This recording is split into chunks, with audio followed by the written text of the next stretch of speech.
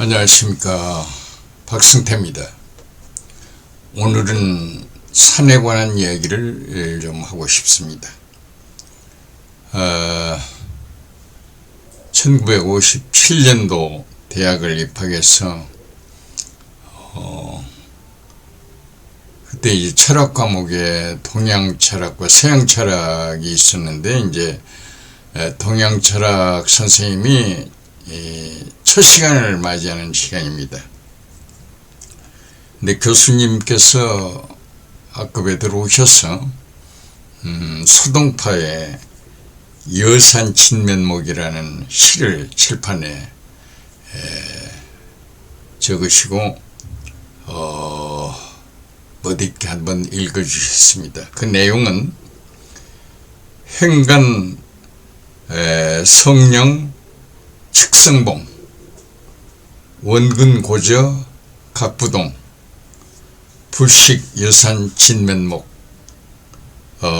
지연신제 차산중, 이런 내용입니다. 선생님께서는 어떤 한 시를 해석하기보다는 서울의 그 남산을 예를 들으시면서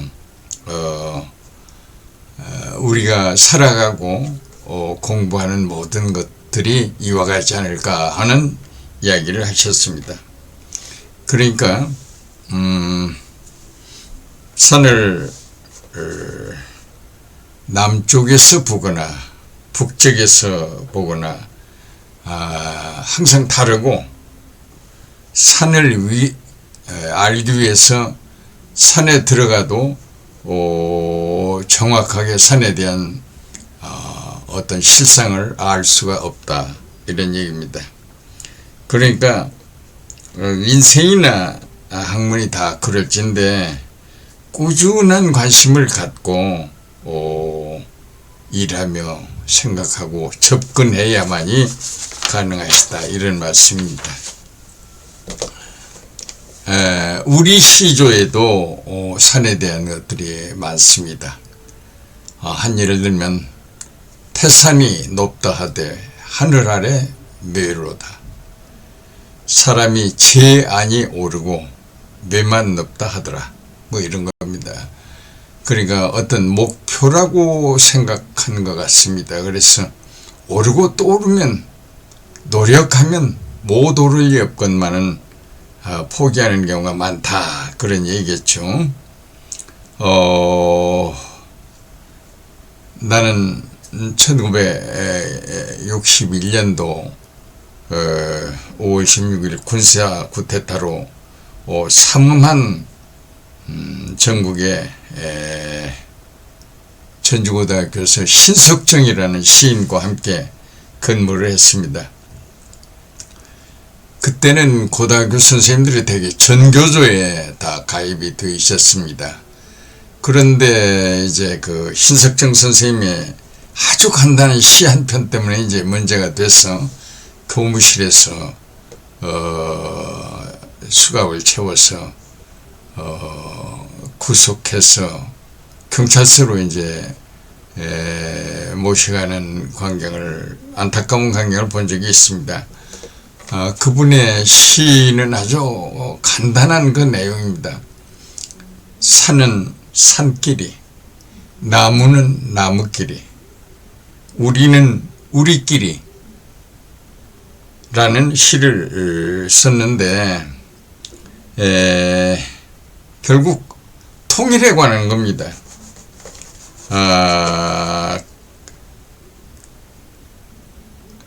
그러니까 간략한 표현을 했는데 우리는 우리끼리 살아야 한다, 이제 이런 내용인데 그게 문제가 됐던 겁니다.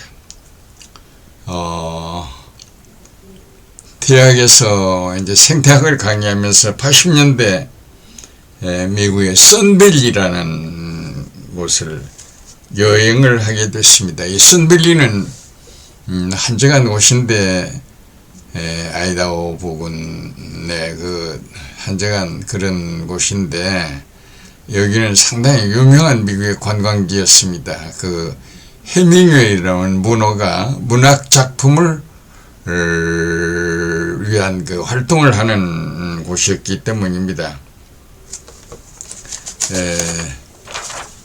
그런데 그 지역이 럭키 산맥의 한 자락에 있는데 어느 그해 그 6월 달쯤 거기를 갔는데 여름이죠.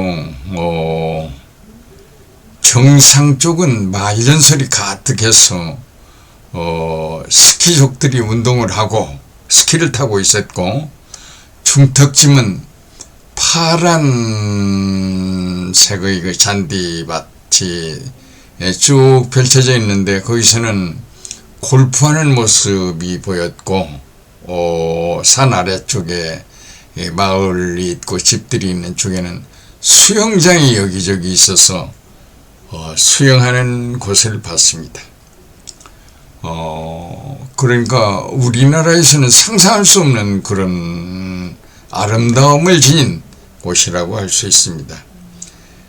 나는 여러분에게 이 산이라고 하면 어떤 생각을 하고 계시는지요? 우선 간단하게 산이 높다, 낮다,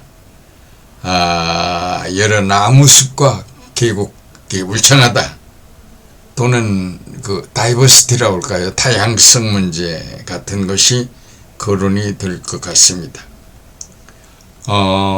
인류 역사에서 특히 정치 발전을 꾀하는 여러 나라에서 산과 밀접한 것이 이제 치산치수라고 하는 말이 있는데, 그 치산치수 결국 잘 다스리는 그런 것이 아닐까 생각합니다.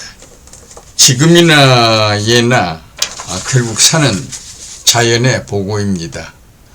봄, 여름, 가을, 겨울 이 변하면서 꽃이 만발하게 피는 봄과 잎이 무성해서 울창해지는 여름과 이제 가을에 이제 단풍진 여러 아름다운 모습과 겨울에 이제 눈 덮인 설경, 잊을 수가 없지요. 그런데 나는 여러분에게 산에 대해서 생태학적인 면을 강조하고 얘기하고 싶습니다. 우선 산에 대해서 생각을 해보면 많은 식물이 있습니다.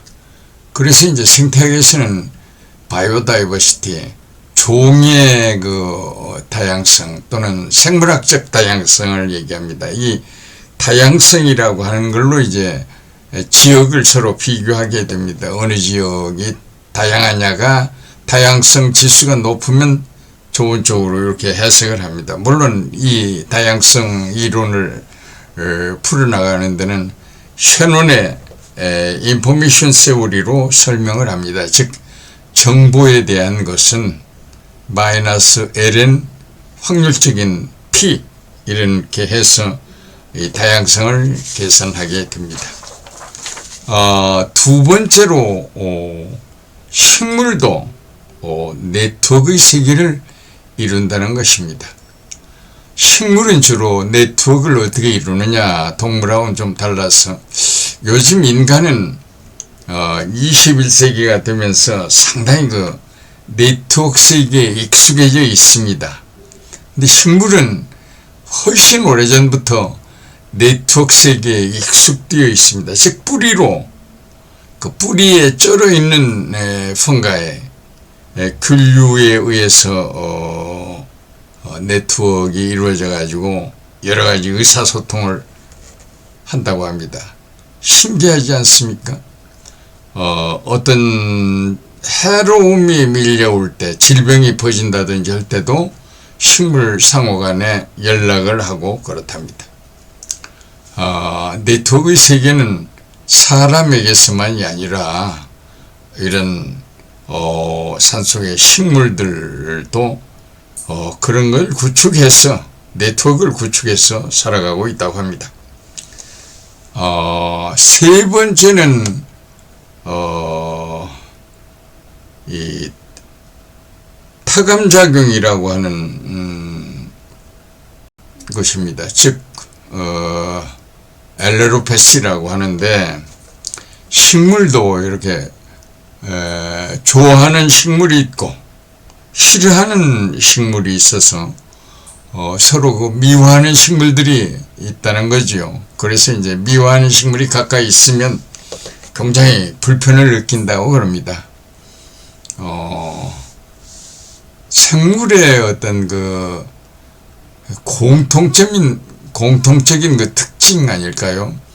그러니까 생명이라고 하는 것을 밝히니까, 모든 생명은 DNA로 이루어져 있고, 생물학에서는 이제 DNA 이전에 이제 세포로 이루어져 있다. 식물과 동물 다, 뭐 어떤 생물이나 다 세포로 되어 있고, 그 세포를 이제 파고들면 생물학의 어떤 도구마인 DNA, RNA, 프로틴, 이렇게 이제 연결이 되어 있다, 이런 얘기입니다. 그런데 식물도 그 서로가 미워하고 뭐 이런, 참 사람만 그런 경우가 아닌 것 같습니다. 그래서 한 예를 들면 사과밭 고랑에 볼이나 밀을 심으면 사과나무에 사과가 열리지 않는답니다. 참 신기하지요.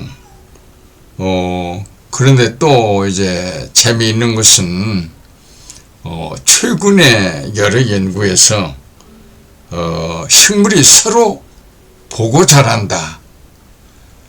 식물도 눈이 있다, 이런 얘기입니다. 여러분 좀 의아스럽지 않습니까? 식물도 놀랍게도 입에 눈이 있다고 그럽니다. 그 눈의 역할을 하는 어떤 기관이 있는데,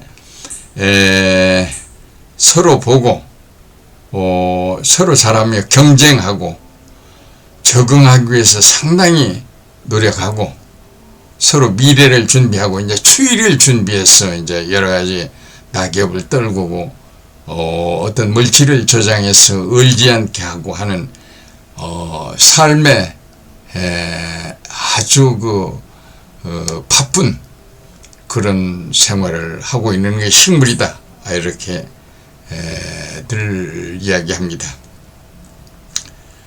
다음 네 번째로 이제 산에서의 그 생산성에 관한 얘기를 빼놓을 수가 없습니다. 물론 잘 아시다시피 식물은 탄소 동화작용을 하고 있습니다. 그 탄소 동화작용을 하는 기관이 클로로플라스트, 즉 엽록체라고 하는 것에 의해서 햇빛 에너지를 화학 에너지로 바꾸는 그런 대변환을 일으키는 걸로 잘 알려져 있죠. 그런데 햇빛이 대략 한 0.2% 정도를 이용하는 것으로 조사되어 있습니다. 그런데 만약에 인간이 광합성의 어떤 기술을 인위적으로 수행할 수 있는 날이 곧 도래할 걸로 보고 있는데, 그렇게 되면 한 2배 정도에서 3배 정도 높일 수 있는 것이 아닌가, 상당히 고무적인 그런 겁니다. 그래서 이제 인간의 어떤 기술적인 극치를 이루는 때가 머지 않을 거다, 이렇게 보고 있습니다. 이러한 과정을 거치면서 산소를 이제 내놓게 되는데, 이것이 이제 동물에게는 지대한 효과가 드는 그런 결과가 되어 있습니다. 다섯 번째로 이제 우리가 임산자원과 수자원에 대한 공급을 주로 산에서, 그러니까 물을 잘 머금고 있다가 그 가물때는 물의 근원이 돼서 방출이 돼서 강물이 흐르게끔까지 됩니다. 이런 것 외에도 많은 약재라든지 여러 가지 그 면역 체계에서 자연이 우리에게 주는 여러 가지 혜택이 산으로부터 오는 것이 아닌가 생각합니다. 이렇게 풍부한 어떤 자원을 우리에게 주는 것이 절대 이게 우연은 아닌가 하는 생각을 해봅니다. 감사합니다.